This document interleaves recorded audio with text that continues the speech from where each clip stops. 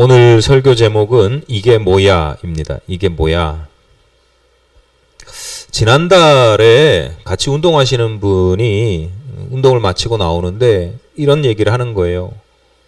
목사님, 저희 사무실 앞에 벚나무가 두 그루가 있는데 얘네들이 미쳤어요. 그러는 거예요. 왜요? 왜요? 그랬더니 예년과 다르게 너무 빨리 벚꽃이 만개했다는 겁니다. 그래서 그 두 나무가 뭔가 이상한가 보다 했는데 다음날 뉴스를 보니까 우리나라의 모든 벚나무들이 지난 100년 중에 가장 빠르게 개화했다고 합니다. 그래서 대부분의 전문가 그 개화해서 뭐 벚꽃 축제니 뭐 이런 것들이 지금 다 날짜를 이제 조정해야 되는 것 아니냐 뭐 이런 이야기들이 나온다고 그래요.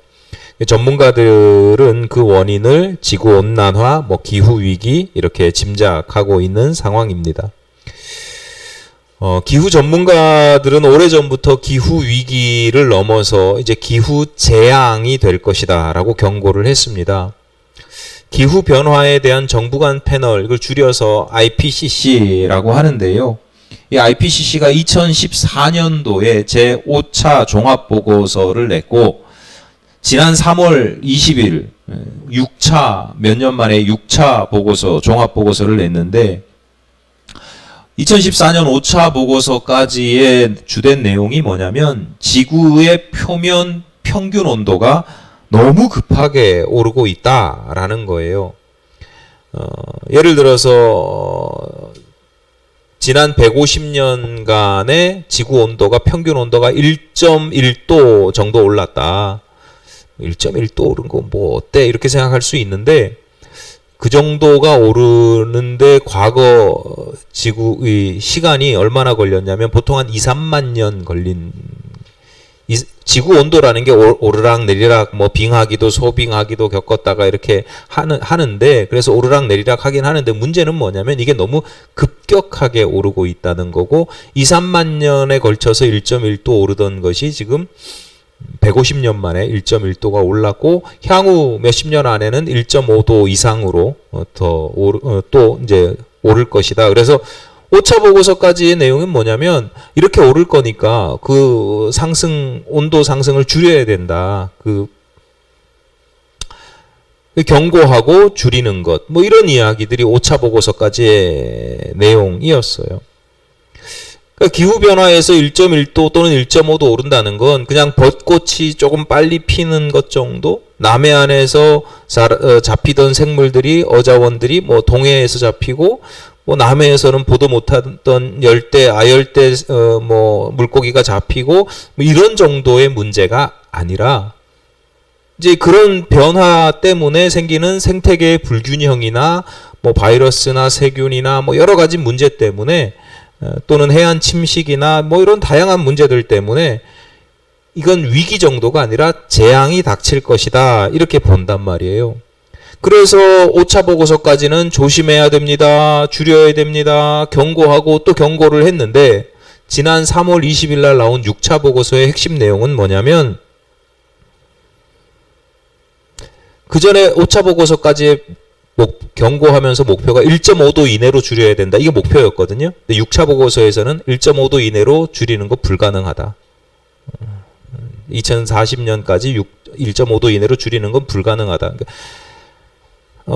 장기적으로는 계속해서 온도를 낮추려는 노력은 해야 되지만 그러므로 지금 단기적으로 해야 될 건 그로 인한 재앙이 닥칠 건데 재난이 닥칠 건데 그걸 피해를 최소화할 수 있는 대비책들을 각자 정부에서 마련해야 된다. 그러니까 재난은 피할 수 없고 재난으로 인한 피해를 최소화할 수 있는 방안을 대책을 마련해야 된다.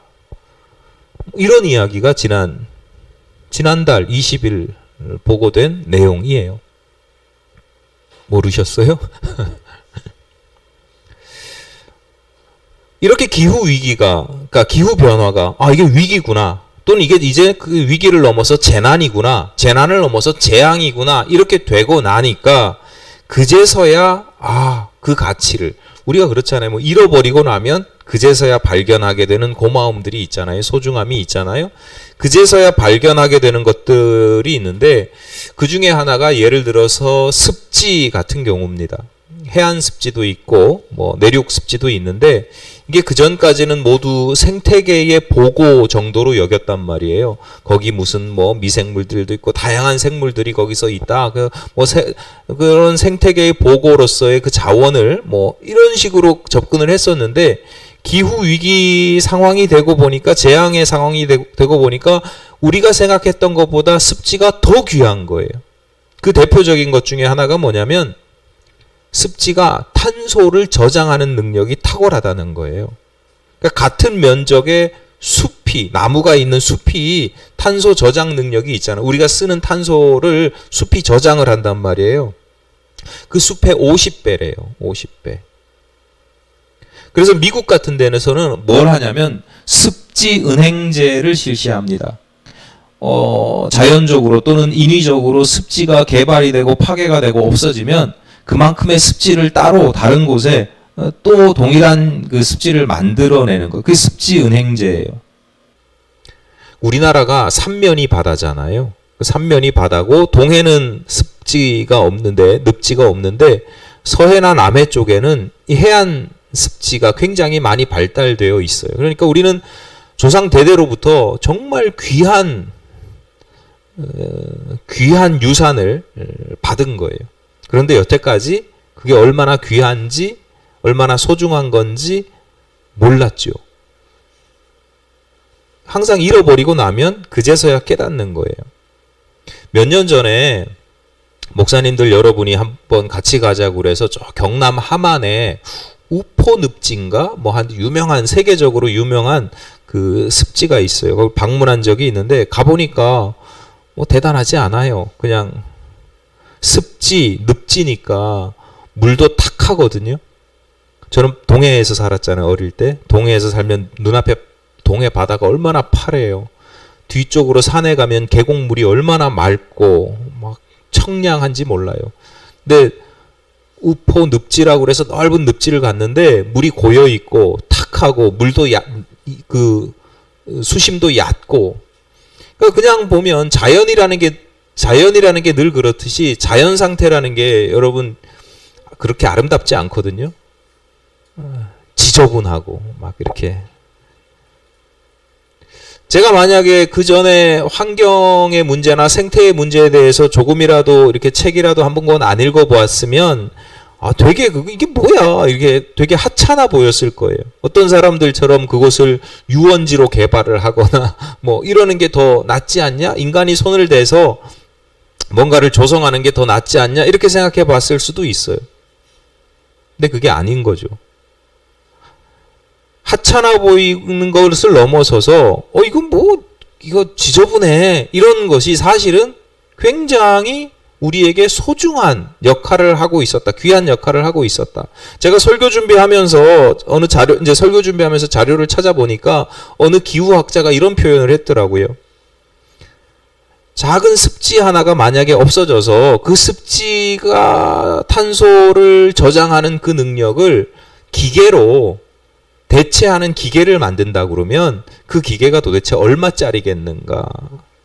이게 돈으로 환산을 하면 우리 자본주의 사회를 살아가고 있으니까 이걸 돈으로 환산하면 이게 작은 습지 하나가 도대체 얼마 정도의 가치가 있겠는가. 그 가치를 모를 때에는 되게 지저분하고 하찮고 쓸데없고 필요없고 막 그냥 없애야 될 것 같이 보이는데 가치를 알고 보니까 이게 어마어마한 가치를 가지고 있었다. 여러분, 우리 인생사가 만사가 늘 그런 식입니다. 여러분 사람들도 마찬가지예요. 여러분 주변에 있는 사람들도 마찬가지예요. 저 사람 대단한 줄 알았는데 알고 보면 아무것도 아닌 경우도 있는가 하면 반면에 대수롭지 않은 사람, 하찮은 사람, 귀찮아 보이기도 하는 그런 사람 또는 어떤 것들 알고 보면 어마어마한 경우, 그 가치가 어마어마한 경우인 경우가 많아요. 그런데 대부분 그 가치를 잘 모르죠. 잃어버리고 나서야 돌아가시고 나서야, 떠나가고 나서야, 그래야 소중한 것을 잃어버렸다. 옛말에 그런 얘기 있잖아요. 든 자리는 몰라도 난 자리는 안다고. 이상해요. 좋은 게 있을 때는 좋은 줄 몰라요. 근데 꼭 없어지고 나서야, 떠나가고 나서야 그 소중한 걸 잘 안다는 거죠. 여러분, 실수하지 마시고 옆에 있는 사람들에게 있을 때 잘해 이렇게 얘기하는 것보다, 아, 당신이 나에게 참 소중한 사람이고 내게 주어진 이것이 얼마나 가치 있는 것인지를 깨달아서 이게 나한테 있을 때, 이 사람이 내 곁에 있을 때 잘해야 되겠다, 이런 생각을 가지고 살아가는 것이 성숙한 사람, 또 그런 분별력과 지혜를 가지고 살아가시기를 바랍니다. 오늘 본문은 애굽에서 노예 생활을 하던 히브리 백성들이 모세를 따라서 출애굽한 사건을 배경으로 합니다. 애굽을 탈출하긴 했는데 현실은 탈출하자마자 약속했던 젖과 꿀이 흐르는 가나안 땅이 아니라 광야가 놓여 있는 거예요. 광야에서 처음에는 이 광야 금방 지나가면 되겠지 했는데 광야에서 한 달하고도 보름이 지났어요. 처음에 광야로 들어올 때 홍해가 갈라져서 그 갈라진 길을 건넜던 그 감격, 홍해가 탁 가로막혀 있었는데 그게 갈라져가지고 마른 땅을 건넜던 감격이 있었고, 그 뒤를 쫓아오던 무시무시한 애굽의 기병들이 그 홍해에 빠져들어가는 모습을 보면서 찬송하고 감사했던 그 감격이 한 달 반 정도 지나니까 다 사라지고 희미해지고 대신 불만이 생기기 시작합니다. 한두 사람씩 불평을 토해놓기 시작합니다. 원망하기 시작합니다. 그 중에 대표적인 것이 음식 문제였습니다. 음식이라는 게 생존과 직결되어 있잖아요.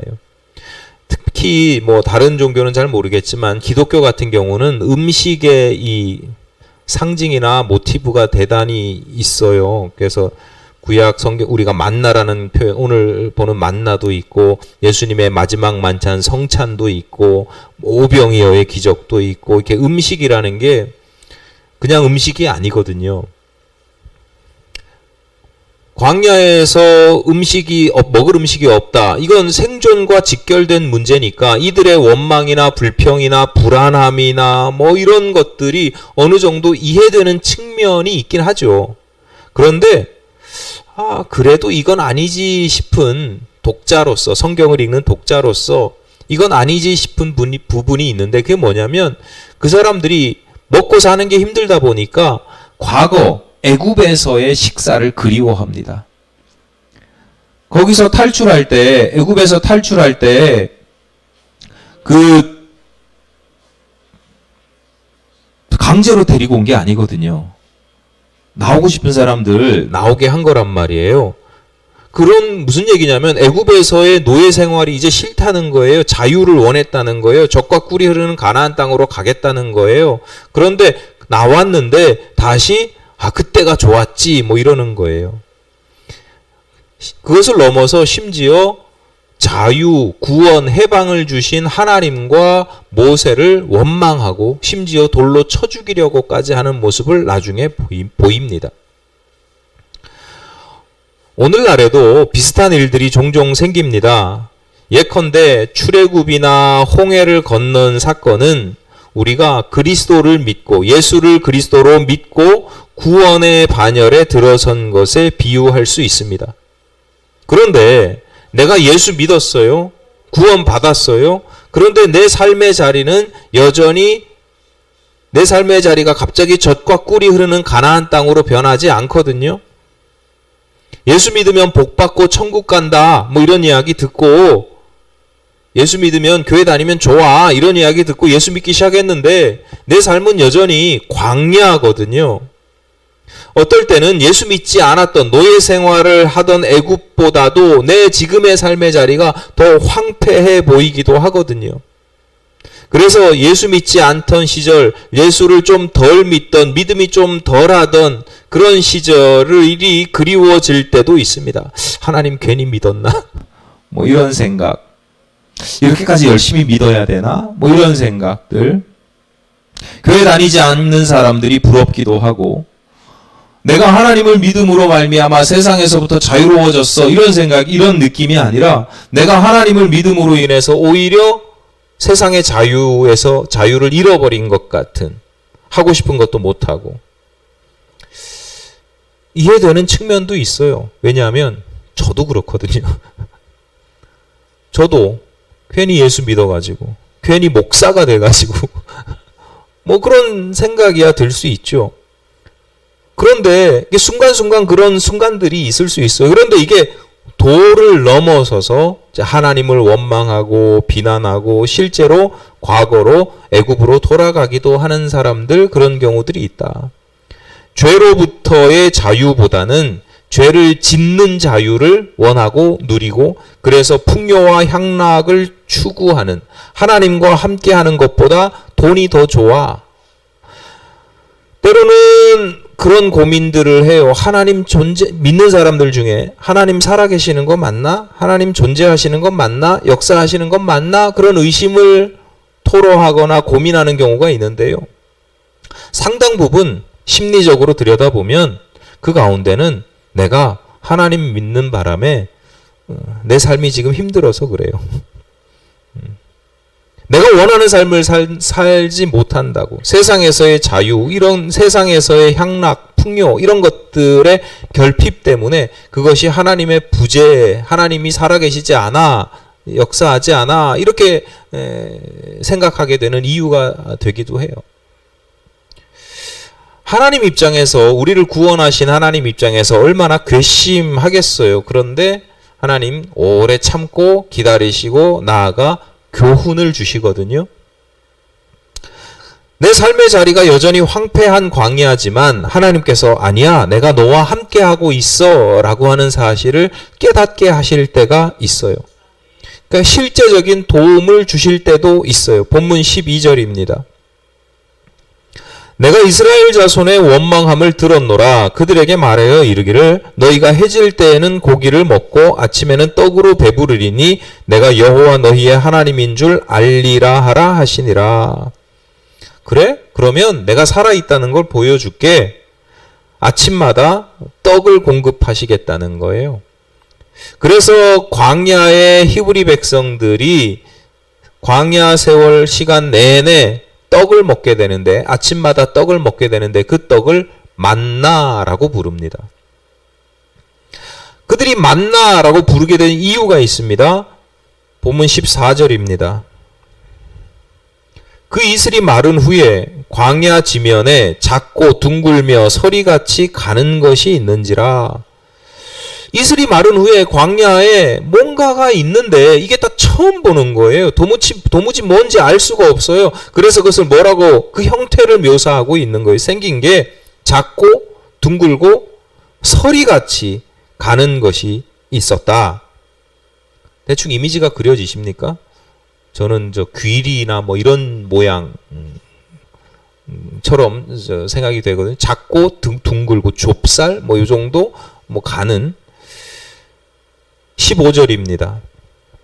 이스라엘 자손이 보고 그것이 무엇인지 알지 못하여 서로 이르되 이것이 무엇이냐 하니 모세가 그들에게 이르되 이는 여호와께서 너희에게 주어 먹게 하신 양식이라. 처음 보는 거니까 백성들이 서로 물었다는 거예요. 야, 이건 뭐야? 이게 뭐야? 이렇게 물었다는 거예요. 이게 뭐야? 이게 히브리어로 만후입니다. 만은 뭐야? 이런 뜻이고 후는 이것이라는 뜻입니다. 이게 뭐야? 라고 하는 만, 이게 뭐지? 뭐야? 뭐지? 만후에서 유래한 이름이 만나입니다. 그러니까 만나라고 하는 이름의 뜻이 이게 뭐야? 오늘 설교 제목 이게 뭐야? 이게 만나예요. 이게 뭐지? 본문의 히브리 백성들만 이게 뭔지 궁금했던 것은 아니고요. 이제 먹고 살만해지고 세상이 다 이제 과학기술이 발달하고 고고학이 막 생기고 뭐 이러면서 궁금해한 사람들이 많았어요. 그래서 많은 연구자들이 광야로 가서 만나를 찾기 시작합니다. 어떻게 찾아요? 작고 둥글고 서리같이 가는 것을 찾았습니다. 아무리 찾아도 없어요. 그래서 지금까지도 만나의 정체는 미스테리입니다. 그 이름이 딱 맞죠? 이게 뭔지 몰라요. 이게 뭐지? 이게 모른다는 거잖아요. 이게 뭔지 몰라요. 이름에 참 어울리는 것 같아요. 그러면 우리가 더 이상 하나님의 만나를 볼 수도 없고 경험할 수도 없습니까? 그렇지 않아요. 오늘 본문에서 만나가 무엇인지를 분명하게 기록하고 있거든요. 이 과학주의 시대를 살아가다 보니까 눈에 보이는 작고 둥글고 뭐 이런 것만 봐요. 찾으려고 그래요. 많은 사람들이 만나의 모양, 외형 이런 것에 집착하면서 정작 중요한 것은 놓치고 있는데 15절을 다시 보십시오. 함께 읽겠습니다. 시작. 이스라엘 자손이 보고 그것이 무엇인지 알지 못하여 서로 이르되 이것이 무엇이냐 하니 모세가 그들에게 이르되 이는 여호와께서 너희에게 주어 먹게 하신 양식이라. 모세가 만나가 뭔지 대답하고 있잖아요. 모양이 중요한 게 아니라 이것의 정체가 중요한데 그 정체가 뭐냐? 여호와께서 너희에게 주어서 먹게 하신 양식이다. 그게 만나다라는 거예요. 히브리 백성들이 40년의 광야 생활을 마치고 가나안 땅에 탁 정착하게 되니까 만나가 그쳤어요. 작고 둥글며 서리같이 가는 것을 그 이후로는 다시 볼 수가 없었어요. 그래서 여호와께서 주어 먹게 하신 양식으로서의 만나가 그쳤는가? 히브리 백성들이 가나안 땅에 정착했을 때 기존의 만나가 사라진 이유가 있어요. 왜냐하면 그곳에서 히브리 백성들은 농사를 짓거든요. 농사를 지어서 먹고 살 수 있어요. 농사 지어서 곡식을 거둔, 열매를 맺고 곡식을 거둔, 소출을 거둔 것, 그 곡식도 내가 농사 지었으니까, 내가 힘썼으니까 하나님께서 베풀어 주신 만나, 공급해서 먹게 하신 양식이 아니에요? 하나님께서 그곳에서 농사 지어서 먹게 하셨기 때문에 그들의 수고가 의미가 있는 거예요.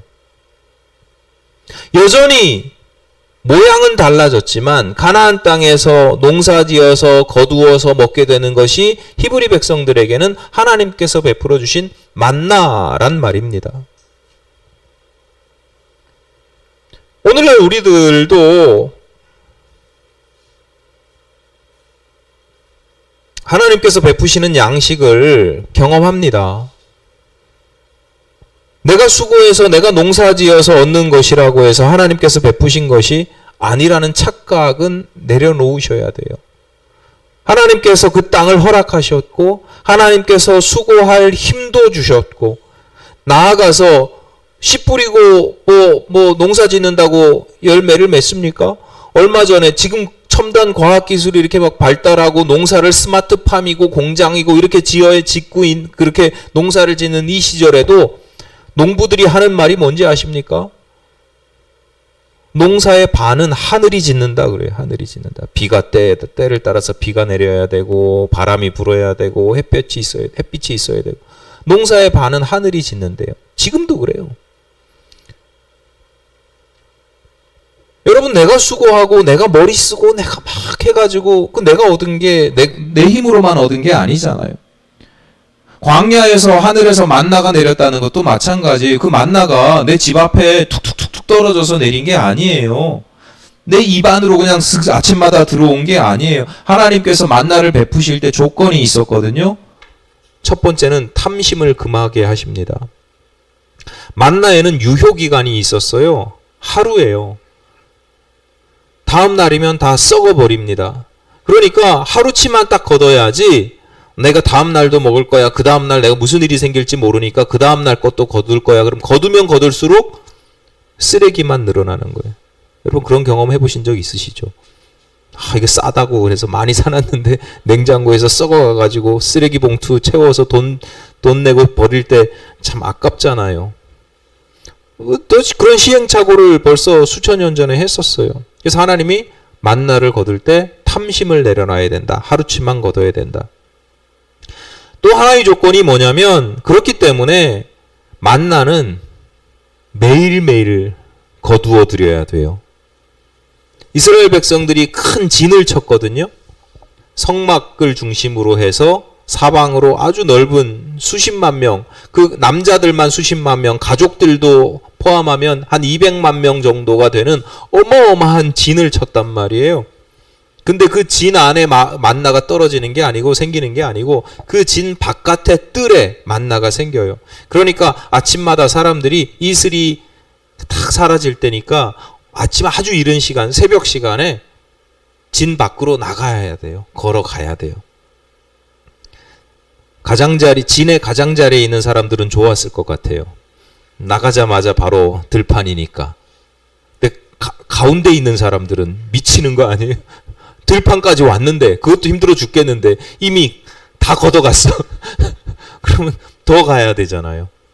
성막 가까이 있다는 게 되게 큰 축복인데 또 일상의 삶에서는 또 사실은 되게 불편한, 굉장히 힘든, 이건 그냥 제 추측이에요. 성경에 그런 내용은 없는데 그냥 당연히 생각해 볼 수 있는 거잖아요. 그렇게 매일을 한 달에 한 번도 아니고 일주일에 한 번도 아니고 안식일을 제외하고 일주일 7일 중에 6일을 매일같이 그렇게 나가서 수고하면서 거둬들인 거예요. 만나가 하나님께서 주신 양식이라고 해서, 은혜라고 해서 그냥 어느 날 내 주머니에 돈이 탁, 일용할 양식이 탁 들어오는 게 아니라니까요. 되게 수고하고 되게 귀찮고 되게 힘들게, 그래서 얻은 수고의 열매인데 그게 하나님께서 베풀지 않으셨다면 그 수고 자체도 의미가 없는 거잖아요. 앞서 설교 서두에 말씀드린 것처럼 정말 하찮아 보이고 당연한 것처럼 보이고 심지어 지겨워 보이는 것 중에도 참 소중한 것들이 있는데, 하나님의 양식, 하나님의 은혜도 마찬가지입니다. 은혜를 처음 경험할 때 감격이 있습니다. 그런데 시간이 지나면 익숙해지지요. 당연해집니다. 지겨워집니다. 실제로 히브리 백성들이 나중에는 본문에 등장한 이 만나에 처음에는 막 감격하거든요. 와, 이게 꿀 바른 과자처럼 맛있다. 어떻게 이렇게, 그냥 내가 이제 먹고 살 수 있어를 넘어서서 어떻게 이렇게 맛이 기가 막히지? 매일매일 먹으니까 이제 불평이 나오기 시작합니다. 처음에는 이게 뭐지? 이게 어떤 뉘앙스냐면, 이게 웬 떡이냐? 아싸, 이게 뭐야? 와, 이런 느낌이었다면 시간이 점점 지나면서 이게 뭐야? 이게 뭐야도 어떻게 내 마음의 상태가 어떠냐에 따라서 이게 뭐야? 이런 느낌이 이게 뭐야? 우리 그렇잖아요. 참 밥맛이야. 밥맛이 하여튼 설교 준비를 하다 보니까 그런 생각도 하게 되더라고요. 광야에서 애굽에서 살다가 광야에 나와서 먹을 게 없어서 굉장히 고통스러워하다가 만나를 처음 탁 먹기 시작했던 그 감격이 있는 그런 사람들도 있겠지만, 광야 세월이 40년이니까 광야에서 태어난 사람들도 있을 거 아니에요. 얘네들은 처음부터 만나만 먹고 살아왔어요. 만나만. 이 사람들에게도 감격이 있을까? 만나에 대한 감격이. 요즘도 마찬가지거든요. 기성세대들, 옛날에 가난하고 힘들고 어려웠던 고난의 세월을 경험했던 기성세대들에게는 이게 참 소중한 건데, 새로운 세대에게는 이게 너무 당연하고 심지어 구닥다리인 것들도 있습니다. 신앙생활도 다르지 않아요. 예배를 드린다거나 기도를 한다거나 말씀을 듣는다거나 설교를 듣는다거나 이런 것들도 다 마찬가지예요. 과거에 참 귀하고 소중하게 여겨지던 것들이 오늘날에는 대수롭지 않은 가치가 되기도 합니다.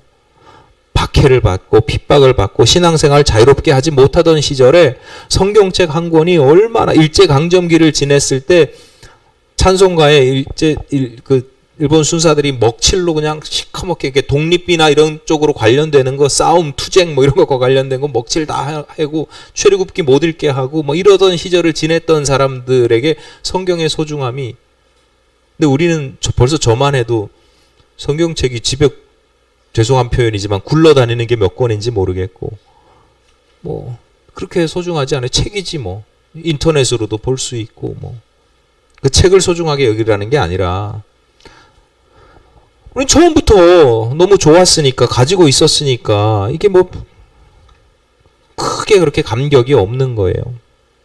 어쩌면 이게 당연하고 자연스러운 현상일 수 있습니다. 흔한 예가 있잖아요. 결혼하고 10년, 20년이 되어도 늘 연애하던 시절의 감정과 감격으로 살아갈 수는 없다. 여전히 남편이나 아내를 보는데 심장이 떨린다. 그러면 병원에 가봐야 된다잖아요. 부정맥이래요. 부정맥. 어느 날 아내가 갑자기 예뻐 보인다? 결혼한 지 20년이 지났는데 어느 날 갑자기 아내가 예뻐 보인다? 노안이 왔거나 백내장이랍니다. 남편의 등에 업히고 싶은 마음이 갑자기 샘솟듯이 솟아나면 골다공증이래요. 함께하는 세월이 오래되면 뭐 자연스럽게 익숙해지고 감각이 무뎌지지요. 그러나 그렇다고 해서 그 소중함이 사라지지는 않잖아요. 세월이 오래되면 오래될수록 정이 쌓이고 더욱 소중한 존재가 되죠. 짜릿한 감각은 사라지지만 늘 고맙고 항상 미안하고 뭔가 더 안타깝고 더 귀하게 여기게 되는 그게 더 깊은 사랑이 더 깊어지는 겁니다. 신앙생활 그리고 일상생활도 마찬가지입니다. 내 삶의 모든 전 분야에 하나님의 은혜가 있고 하나님의 만나가 있습니다.